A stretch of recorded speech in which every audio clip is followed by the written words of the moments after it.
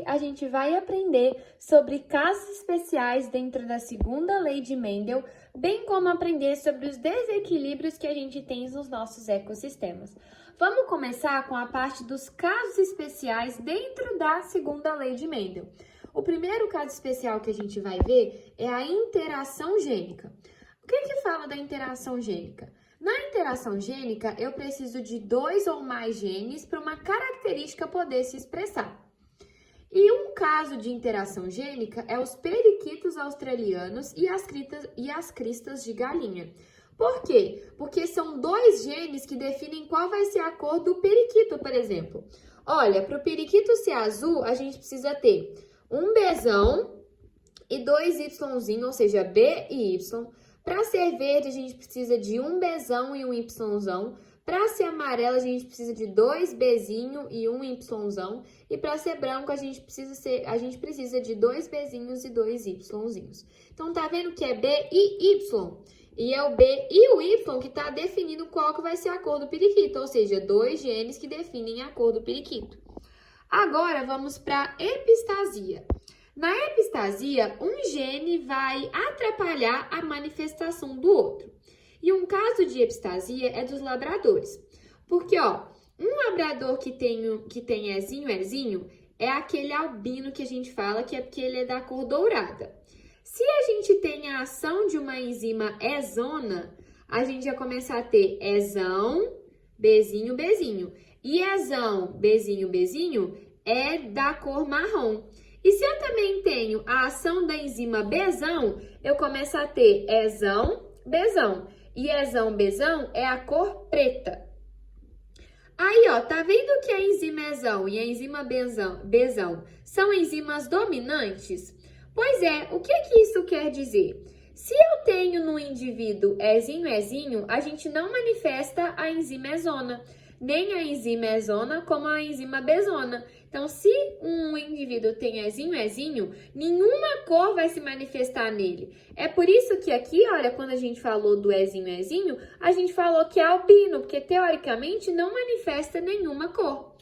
Aí aqui até coloquei um resuminho, ó. O Ezinho inibe a cor e o Ezinho é uma epistasia recessiva, porque quem inibe é um alelo recessivo. Por isso que é uma epistasia recessiva. E vai ser dominante quando são alelos dominantes. Aí a gente tem aqui, ó, que o Ezinho inibe e que o Ezão deixa a característica manifestar. No caso do Ezão, Bzinho, é marrom.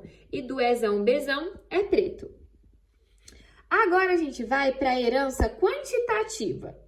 Uma observaçãozinha que a gente vai ter na herança quantitativa é que agora os alelos dominantes vão se chamar aditivos e os alelos recessivos vão se chamar não aditivos, mas é a mesma coisa. Um caso de herança quantitativa é a pele humana, porque olha, quando a gente tem na pele humana azão, Bzão, ou seja, 4 aditivos, por que 4 aditivos? Porque eu tenho 4 dominantes, 2 azões e 2 Bzões, eu vou ter a pele negra. Agora, se eu tenho 3 aditivos, ou seja, 3 letras maiúsculas, a gente vai ter o parda escuro. Gente, na nossa realidade aqui não existe parda claro, médio e escuro. Mas na herança quantitativa, no caso da pele humana, na nossa pele, a gente tem o parda claro, o parda médio e o parda escuro. Só que geralmente junta tudo como parda. Se a gente tem 3 aditivos, ou seja, 3 letras maiúsculas, eu tenho o parda escuro. Se eu tenho 2 aditivos, eu tenho parda médio. Se eu tenho um aditivo, eu tenho parda claro. E se eu não tenho nenhum aditivo, ou seja, é tudo recessivo, eu tenho a cor branca. Só que aí, a herança quantitativa, ela segue o triângulo de Pascal. O que é o triângulo de Pascal? É esse triângulo aqui, olha, gente. Eu coloco 9 uns aqui na primeira coluna. Aí depois eu vou somando com o número do lado. Deixa eu explicar para vocês. Ó, aqui eu só tenho 1. 1 mais 0, 1. Coloco 1 aqui embaixo. Aí agora, 1 com mais 1, 2. Coloco ele aqui do lado. Aí agora, 1 com mais 2, 3. 2 com mais 1, 3. E adiciona 1 no final. Sempre vai adicionar 1 no início e no final. Depois, 1 com mais 3, 4. 3 com mais 3, 6. 3 com mais 1, 4. E adiciona 1. E assim sucessivamente. Só que o triângulo de Pascal, ele começa a fazer sentido a partir dessa linha aqui. Por quê? Porque, gente, o mínimo que a gente precisa ter na herança quantitativa são 4 letrinhas, ou seja, 2 A's e 2 B's. Só que quando eu preciso ter no mínimo 4 letrinhas, só vai começar a manifestar, ó, só vai começar a aparecer no triângulo de Pascal a partir de onde tem o 4. Então, no caso aqui, olha, quando a gente tem 4 letrinhas, olha, tá na letra 4. Quando eu tenho 6 letrinhas, começa no do 6. E quando eu tenho 8 letrinhas, começa no 8. E lembrando que sempre vai ser número par, viu, gente? Que você nunca tem quantidade ímpar de gênero. Só que aí esse 16, esse 64 e esse 256 diz respeito à soma, porque 1 mais 4 mais 6 mais 4 mais 1 é 16. A mesma coisa aqui, que dá 64. A mesma coisa aqui, que dá 256. Isso pode ser muito importante para a gente resolver futuros exercícios. Então, eu acho muito bom vocês entenderem essa questão do triângulo de Pascal. Aí, a gente tem aqui uma formulazinha do fenótipo. O que seria isso? Como que eu descubro a quantidade de fenótipos que eu vou ter com base na quantidade de genes? A fórmula do fenótipo é o seguinte: o número de genes mais 1 vai ser igual ao número de fenótipos. Por exemplo, na herança quantitativa, a gente sempre vai ter 5 fenótipos. Por que 5 fenótipos? Porque a gente não tem 4 letrinhas, 4 genes. E lembra, usando a fórmula do fenótipo, que o número de genes mais 1 é o número de fenótipos. Então, se eu tenho 4 letrinhas, eu vou ter 5 fenótipos. Agora, a gente vai para a matéria do linkage, que é um outro exemplo de caso especial. Nesse daqui, o que acontece? A gente vai ter 2 pares de alelos no mesmo cromossomo. Desse jeitão aqui, olha. Eu tenho um cromossomo e nesse mesmo cromossomo eu tenho Azão e Bzão. Tem esse outro cromossomo e nesse mesmo cromossomo eu tenho Azinho, Bzinho. A gente pode representar não precisando fazer esse desenho, mas sim fazendo essa linha aqui, olha. Ou então, duplicando, que fica Azão, Azão, Bzão, Bzão, Azinho, Azinho, Bzinho, Bzinho. É como se eu tivesse pegado esse daqui duplicado, que vira esse aqui, e como se eu tivesse pegado esse aqui e duplicado. Aí a gente começa a ter umas questõezinhas. Dentro do linkage, a gente tem o crossing over, que é o CO. É basicamente quando eu troco de lugar os meus pares de alelos. Igual o exemplo aqui que eu dei para vocês, ó. Eu vou pegar esse Bzão e esse Bzinho e vou trocar eles de lugar. Aí aqui, olha, debaixo do Azão eu vou começar a ter Bzinho e aqui embaixo do Azinho eu vou começar a ter Bzão, porque eu fiz esse crossing over. Eu troquei de lugar. Aí a gente começa a ter umas questões. Ó, vamos supor que 20% das minhas células não realizam um crossing over. O que vai acontecer? Se não realiza crossing over, eu não tenho que fazer essas mudanças aqui. Vai ficar do jeito que tá, que o jeito original é esse aqui. Se não teve crossing over, não muda nada. Só que eu preciso separar isso aqui em traços, igual o tracinho que a gente viu aqui. Só que aí, olha, isso daqui é um traço, esse daqui é um traço. Esse daqui é um traço, esse daqui é outro traço. Sempre o que tá na mesma linha é um traço. Aí eu fiz aqui os meus traços, ó. 2 Azão, Azão, Bzão, Bzão e 2 Azinho, Azinho, Bzinho, Bzinho. Só que não é 20% das células que não realizam crossing over. E eu não dividi isso para 4 traços por causa disso aqui. Então, eu vou pegar esse 20 e dividir por 4. Ou seja, em cada traço eu tenho 5%. Agora, pessoal, uma observação. Esses meus traços aqui, eles são chamados de parentais. Por que eles são chamados de parentais? Porque, por exemplo, nesse traço eu só não tenho dominante e nesse outro aqui eu só não tenho recessivo. Como eu só tenho uma coisa em um traço, vai ser um parental. Agora, olhando nessa outra parte, se eu falei que 20% das células não realizam crossing over, 80% vai realizar. Então, o que eu vou fazer? como eu não consigo, né, misturar esse dessa extremidade com o desse, eu só vou conseguir misturar o que tá de dentro com o que tá de dentro. Então, o que que vai acontecer? Esse Bzão vai passar pra cá. Eu não vou misturar tanto em cima quanto embaixo, porque senão eu vou voltar a ter a mesma coisa. Então, eu vou misturar só embaixo. Então, esse Bzão vai passar pra cá e esse Bzinho vai passar pra lá. Beleza e tal. Quando eu coloco isso em forma de traço, vai ficar um Azão Bzão, por causa desse aqui. Só que aí depois já vai ficar Azão Bzinho, porque eu não troquei de lugar. Então, aqui vai ficar, ó, Azão Bzinho. Aí eu coloco aqui, Azão Bzinho. Outro, Azão Bzão, ó, Azão Bzão, porque eu fiz o crossing over. Azão Bzão. E o outro, Azinho Bzinho. Coloquei aqui, Azinho Bzinho. Só que não é 80% que realiza crossing over. Então, vou pegar 80 e dividir por 4, ou seja, cada traço desse tem 20%. Agora, pessoal, uma observação. A gente já começou a ter coisa recombinante. O que é coisa recombinante? É quando eu tenho um dominante e um recessivo no mesmo traço. Ou seja, eu tenho duas coisas em uma coisa só. Então, ele vai ser um recombinante, porque eu recombinei ele através do crossing over. E uma observação é que a soma dos traços recombinantes sempre vão dar menor ou igual a 50%. E, gente, a gente também vai ver as palavrinhas cis e trans. Basicamente, cis é a mesma coisa que parental e trans é a mesma coisa que recombinantes.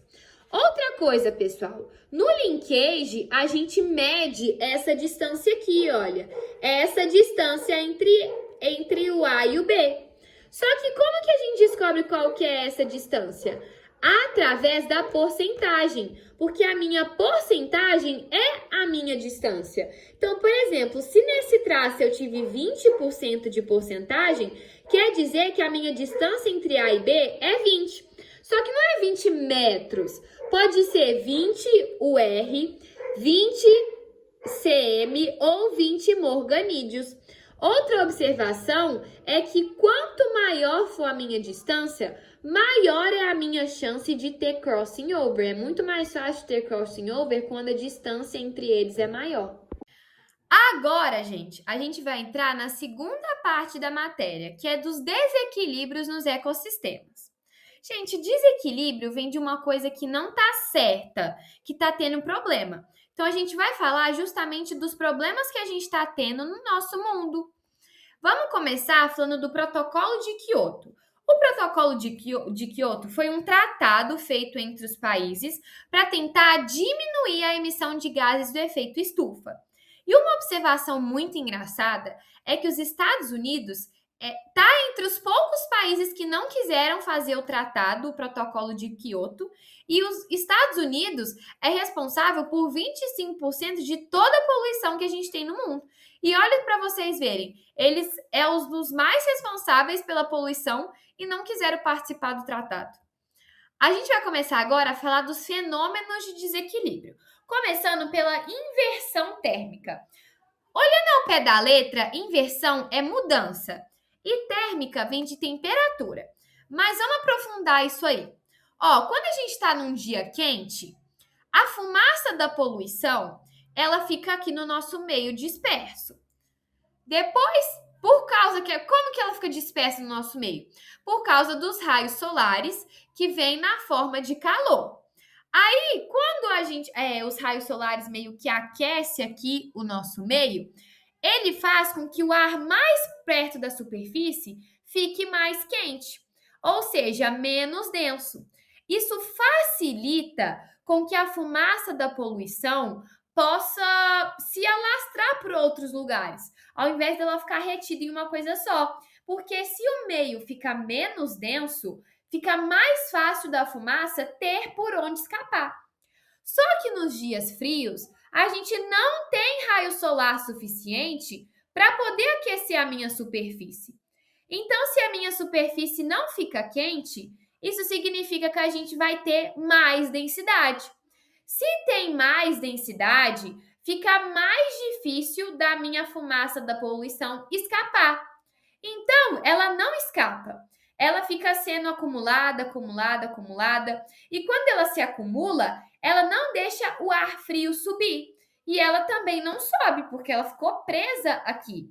E aí, isso vai contribuindo para que a luz, que já não é tanta, comece a ter menos ainda, porque ela vai sendo bloqueada. E aí, o que era frio fica mais frio ainda. Isso que é a inversão térmica. Agora vamos falar do aumento do efeito estufa. Gente, a gente precisa começar falando que o efeito estufa é um fenômeno natural do planeta Terra. É o efeito estufa que mantém a Terra aquecida e que faz com que a gente equilibre a nossa temperatura. Porque se a gente não tivesse o efeito estufa, as temperaturas da Terra iam variar muito. No frio a gente poderia ter menos 120 graus Celsius e no calor podia ter 50. Ia ser uma variação muito grande, a gente não ia nem sobreviver. E o efeito estufa é justamente isso, é capacidade de reter calor, de equilibrar a temperatura. Só que o que acontece? Qual que está sendo o problema? As ações humanas estão intensificando a quantidade de gases poluentes que a gente leva na atmosfera. E esse aumento de gases faz com que a gente tenha uma camada maior de efeito estufa. Se a gente tem uma camada maior de efeito estufa, automaticamente a gente vai ter um aquecimento do mundo, porque não vai estar conseguindo reter calor suficiente. Então, o calor vai começar a se acumular e que vai gerando justamente o aquecimento global. E quais que são os principais gases do efeito estufa? O CO2, que ele é liberado na queima de combustíveis fósseis e queimas no geral. O NO2, que é de nitrogênio, que é liberado por fertilizantes, ele é armazenado no solo, então a gente consegue tirar do solo também, além de processos industriais. Aí a gente tem o CH4, que é o metano, e, gente, o metano é perigosíssimo. Ele tem um potencial de, destruição 21 vezes maior do que o do gás carbônico. E como que a gente libera metano? Basicamente, através das bactérias metanogênicas que a gente tem nos bovinos. Gente, basicamente, como que essas bactérias liberam esse metano através do sistema digestivo dos bovinos? Através do peido dos bovinos, do arroto. Quando eles têm essas atividades corporais dele, eles estão liberando metano para o nosso ambiente. E outra forma de liberar metano é através dos lixões, que a gente vai ver mais para frente. E uma coisa muito engraçada que acontece por conta do efeito estufa é que, como a gente está aumentando a temperatura do mundo, automaticamente a água vai evaporar mais, né? Porque lembra que a água tem o processo de evaporação e de ebulição dela. E como a gente está aumentando, é como se a gente estivesse aquecendo a água. Então, uma hora ela vai evaporar. Então, isso está fazendo com que a água evapore mais ainda. Só que uma coisa muito engraçada é que o fato de evaporar mais água aumenta o efeito estufa. Só que o fato de aumentar o efeito estufa também aumenta a evaporação da água. Então, parece esse meio ciclo sem fim. Agora a gente vai falar da destruição da camada de ozônio. Graças a Deus, esse não é um tema muito problema nos nossos dias atuais. Por quê? Os maiores responsáveis por destruir a camada de ozônio eram os CFCs, que usavam em geladeira, ar-condicionado, coisas assim. Só que os CFCs foram proibidos o uso deles. Então, a gente começou a destruir menos a camada de ozônio. Tá, mas o que é o ozônio? Gente, o ozônio, ele é responsável por segurar os raios ultravioletas que vêm do sol. Então, por exemplo, as pessoas não se queimam por completo quando elas são expostas ao sol, justamente por causa do ozônio. Agora, vamos falar da chuva ácida. Gente, a queima de combustíveis fósseis libera dióxido de enxofre no nosso meio. Só que o dióxido de enxofre sofre reações lá na nossa atmosfera e ele vira ácido sulfúrico. Só que aí lá na atmosfera, o ácido sulfúrico se mistura com o vapor d'água. E quando o vapor d'água vai precipitar em forma de chuva, precipita o ácido junto. Então, a gente tem a chuva ácida. O pH de uma chuva normal, gente, está entre 5 e 5,6. O da chuva ácida É de 4, mais ou menos, mas pode ir até 2. Gente, pensa uma chuva ácida de 2. É o tipo de chuva que se cai num telhado, dá um buraco no telhado. E, bom, o fenômeno da chuva ácida, gente, corrói monumentos, muros, prédios. O melhor exemplo que eu posso dar para vocês é das estátuas dos 12 profetas que a gente tem na Basílica. Se vocês repararem, é cheio de buraco. Tá todo desgastado, todo corroído, justamente por causa da chuva ácida. E ela interfere no ecossistema porque ela pode danificar os vegetais, acidifica o solo, enfim, causa problemas. Agora a gente vai para poluição sonora. Gente, poluição é o que a gente já sabe. Agora, sonora vem de sons. Então, é aquela questão de sons exagerados. Só que a poluição sonora, ela pode ser tanto ocasionada pela ação dos seres humanos, quanto não ser ocasionada pelas ações dos seres humanos. E a poluição sonora, ela é mais frequente em cidades grandes, em locais que tem muito barulho.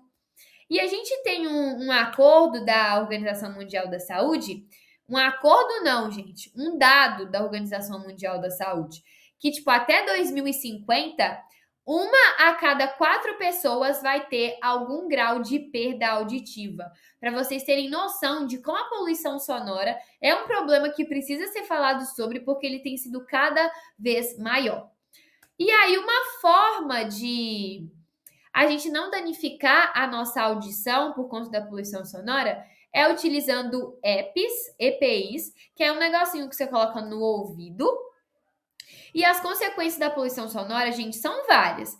Em questão de audição, a gente começa a ouvir muito zumbido, a gente pode ter uma perda leve ou até uma redução progressiva da audição. Agora, sem olhar no quesito audição, também pode causar problemas cardíacos, insônia, a pessoa pode ficar mais estressada, pode começar a ter distúrbios psicológicos. E tem também a poluição visual, que é da questão de ver. Gente, o melhor exemplo de poluição visual que eu posso dar para vocês é a Times Square de Nova York. Gente, lá tem tanto telão, tanta coisa luminosa, é um exemplo de poluição visual. E a poluição visual, ela pode interferir na nossa visão, sabe? A gente pode ter dor de cabeça, a nossa visão pode ficar mais esquisita, pode ficar mais atormentada de tanta luz que a gente viu. E a gente consegue regulamentar a poluição visual por meio de normas e regulamentações. Agora a gente vai falar dos desequilíbrios dos nossos ecossistemas da parte aquática. Gente, em 2018, uma companhia de limpeza lá do Rio de Janeiro, gente, contou simplesmente 89 toneladas de peixes mortos em uma lagoa. Pensa. E aí, eles começaram a, tipo, sabe? Esse é só um exemplo para começar a falar da interferência nos meios aquáticos. E por que a gente teve esse alto número de mortes de peixes? Porque a gente percebeu um aumento da temperatura da água e excesso de nutrientes. E aí, esse excesso de nutrientes entra na eutrofização, que é justamente o excesso de nutrientes no meio ambiente aquático. Marina, mas parando para pensar, nutriente não é uma coisa boa? Sim, gente, ele é uma coisa boa desde que ele não esteja em excesso, porque nutriente em excesso atrai micro-organismos. E aí, esses micro-organismos invasores vai causar um desequilíbrio do meu ecossistema ali aquático. Além de que o excesso de nutrientes altera a bioquímica daquele meu espaço. E aí, como que acontece o processo de eutrofização? Primeira coisa que a gente tem, os excessos de nutrientes caem na água, pode ser por causa de esgoto, de encanamento, coisas do tipo, mas aí essa minha matéria orgânica, esses meus fertilizantes que têm excesso de nutrientes, eles caem lá na água. Aí o fitoplâncton percebe que lá tem muito nutriente, coisa que ele ama. Aí ele vai lá e se instala na água. Só que o fitoplâncton tem um probleminha de bloquear a passagem da luz. Aí quando bloqueia a passagem da luz, algumas algas começam a morrer, porque a alga precisa de luz, justamente, né, porque está entre lá o processo dela natural de fotossíntese, então as algas começam a morrer. Depois que as algas morrem, começa a vir bactérias decompositoras que precisam de oxigênio. E aí começa muita gente competir por oxigênio, que entra na questão da demanda bioquímica de oxigênio, que é o DBO. Só que aí depois reduz, tipo, completamente o oxigênio. E quando reduz completamente o oxigênio, a gente tem a morte dos seres vivos e a anoxia, que é a ausência completa de oxigênio. E aí, quando não tem mais oxigênio, começa a vir as bactérias anaeróbicas, ou seja, as que não precisam de oxigênio. A gente tem também a contaminação por metais pesados. Metais pesados, gente, são metais que vocês sabem o que é, mas os pesados especificamente a gente encontra em baixa concentração no ambiente. Mesmo que a gente encontre em baixa concentração, eles têm um potencial, assim, de destruição enorme. Uns exemplos de metais pesados que a gente tem: o cádmio, o mercúrio, o chumbo. E eles são muito perigosos porque os seres do ambiente aquático conseguem ingerir eles com muita facilidade. Só que claramente o organismo de um animal aquático, ele não tem capacidade de digerir esses metais. Aí a gente começa a ter a bioacumulação dentro dos nossos corpos aquáticos, que é justamente essa acumulação de metais. Só que aí, por um indivíduo estar contaminado com metal, usando lá a questão da cadeia alimentar, o predador desse indivíduo vai acabar ficando com aquele metal no corpo dele também. Porque ele acabou de comer uma coisa que tem esse metal. Então, a gente começa a ter essa questão dos metais sendo transferida de um indivíduo para o outro. E aí, isso de ser transferida de um indivíduo para o outro chama biomagnificação. E uma observação muito importante é que os predadores do topo da cadeia das teias alimentares são os que têm mais concentração dos metais, porque, tipo, eles meio que já comeram todo mundo que estava contaminado, então ele está bem lotado de contaminação. Aí a gente tem também contaminação por agentes patogênicos, que é basicamente por doenças. E, gente, doença é uma das formas mais perigosas de contaminar a água, porque é um impacto que não fica só no ambiente, é um impacto que vem até para nós, seres humanos. Gente, para vocês terem noção do impacto, a Organização Mundial da Saúde, ela fez uma estimativa que 2 milhões de mortes no ano são causadas por essas doenças que são transmitidas pela água. E quais que são essas doenças? A gente tem a cólera, a leptospirose, a hepatite A, a esquistossomose e várias. Mas essas são as principais. A gente tem um agente patogênico que é muito importante a gente falar sobre, que são os coliformes fecais. Gente, coliformes fecais são bactérias naturais do nosso intestino. Só que esses coliformes, eles podem estar infectados de protozoários e vírus, que já entra na parte do agente patogênico. E se esses coliformes contaminados, eles vão para a nossa água, essa contaminação pode passar para a gente. Tem até uns testes para ver, sabe, se as águas estão contaminadas por esses coliformes fecais, que é os testes de NMP, que eles medem quanto que a gente tem em 100 ml de água. E, gente, os testes, tipo assim, não pode ter nenhum indício da bactéria, não sei o que é isso, do E. coli, porque senão, tipo assim, tá fudido.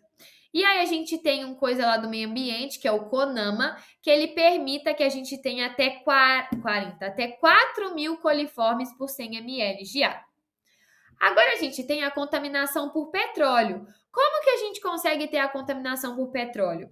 Pode ser pelas explorações de petróleo, pela limpeza de alguma coisa, vazamento, acidente com navio. E os acidentes com navio, gente, e das explorações petrolíferas são aqueles que jogam petróleo mesmo para os mares, lá para os oceanos. Você vê o animal preto de petróleo.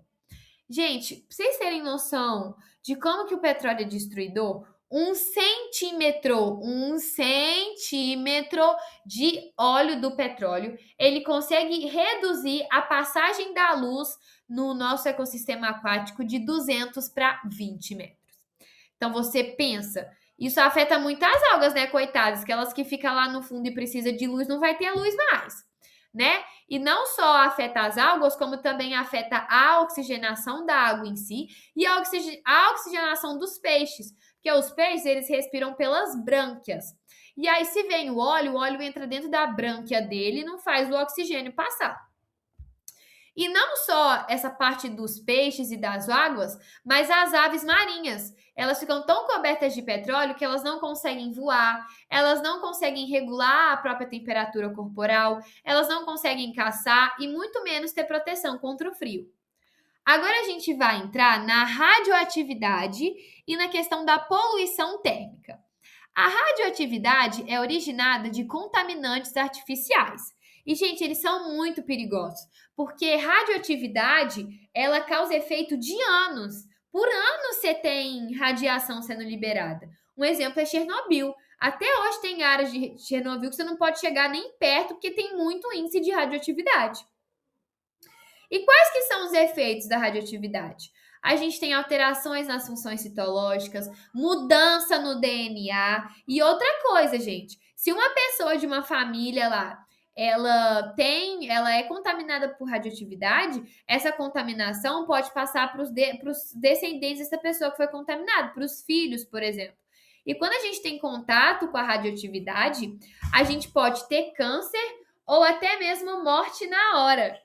Agora, falando da poluição térmica, gente, literalmente lixo radioativo causa poluição térmica, ok? Porque, igual, as usinas nucleares, que são aqui, faz energia com base no urânio, de não sei o que lá, de radioatividade, elas usam milhares de água para poder resfriar as coisas deles lá. E de onde eles tiram a água? De algum recurso hídrico, pode ser de um rio, um lago, alguma coisa. Só que aí depois vai ter alguma hora que a água vai esquentar. E aí eles precisam trocar. Só que antes deles trocar, ele pega essa água que ficou esquentada e devolve ela pro lugar que eles tiraram. Só que aí, tipo assim, a água fica quente, aí os seres, a fauna e a flora daquele lugar cagou, né? Porque eles estavam acostumados com a água em uma temperatura e vinha uma água quente para eles. Então causa problemas. Aí a gente tem também, pessoal, questão do solo, que a gente vai falar do desmatamento e da queimada. Gente, desmatamento, vocês sabem o que é, né? Vamos supor, cortar várias árvores. E quais que são as consequências de cortar várias árvores? Consequências de desmatamento. A gente diminui a fertilidade do solo, aumenta a degradação dele, causa o assoreamento de rios. Gente, assoreamento de rios é os rios ir perdendo o espaço de onde tem água. Então fica só, sei lá, areia, por exemplo. Erosão, que seria aqueles deslizamentos, por exemplo, perda de biodiversidade, além de que o desmatamento ele muda a questão do clima, porque se a gente desmata, por exemplo, várias árvores, a gente começa a ter menos fotossíntese. Se a gente tem menos fotossíntese, a gente tem mais gás carbônico concentrado no ambiente. E aí tem também as queimadas. As queimadas envolvem o fogo, né? E, gente, por que as pessoas usam as queimadas? Às vezes para caçar, às vezes teve uma pastagem em algum lugar, precisa renovar aquele lugar. Aí eles vão lá e queimam, para eliminar a praga, até mesmo para limpar as áreas, né, para tirar os restinhos que ficou. Só que as queimadas, ela contribui para o aumento dos gases poluentes do efeito estufa. Elas empobrecem o solo, porque tipo, você queima o solo, literalmente. Aumenta a temperatura, causa impacto nos ciclos biogeoquímicos, que é de nitrogênio, carbono, água, essas coisas. E, gente, a queimada ela é muito perigosa. Porque, por exemplo, o que te garante que você vai queimar só aquele pedaço? E que aquele fogo não vai alastrar para outros lugares, né? Aí a gente tem também os resíduos sólidos, que seriam lixo, né? Falando assim pelo coisa, resíduo sólido, coisa sólida. Gente, graças ao bom Deus, o Brasil ele teve muitas melhorias na questão dos resíduos sólidos. Só que o aumento da população contribui para a gente ter mais pessoas tendo lixos. Só que aí, quanto mais lixo, maior a necessidade de ter lixões, de ter aterros sanitários. Só que os lixões, eles foram proibidos pelo PNRS desde 2010. Só que mesmo com essa proibição, a gente ainda tem vários lixões espalhados pelo Brasil. E, gente, os lixões não têm nada de bom, porque eles aumentam a emissão de metano, que é aquele gás perigosíssimo, e também de gás carbônico, que também é perigoso. E uma meta do Brasil é que para 2040, 48% de todos os resíduos sólidos do Brasil sejam reciclados ou então passem por um tratamento para ser utilizado para formar energia, por exemplo. Só que enquanto não atinge esse objetivo, os aterros sanitários, eles são uma opção melhor que os lixões. Por quê? Aterro sanitário é você pegar uma área, cavar ela, tacar o lixo todo lá dentro e cobrir de novo. Só que, por que os aterros são melhores? Porque na camada que fica embaixo de onde está o lixo, ela é impermeabilizante. Ou seja, o chorume, por exemplo, não consegue contaminar o solo e muito menos os lençóis freáticos. E a gente tem também contaminação pelo lixo. O que, gente? Descarte incorreto do lixo pode fazer com que aconteça várias coisas, né? Contaminação do solo e da água por causa do chorume, pode liberar gases tóxicos como o metano, que a gente viu, causa o aquecimento global, gente, dá até mal-estar por causa do cheiro, pode causar até mal-estar. Prolifera, por exemplo, o mosquito da Aedes aegypti, rato, né? O antivírus estava aí, né? Além de causar entupimento de sistemas de drenagem. A gente entra na questão de começar a ter enchente na cidade, várias outras coisas. E essa foi a nossa videoaula de hoje. Eu espero que vocês tenham gostado. Qualquer dúvida é só deixar aí nos comentários que eu respondo.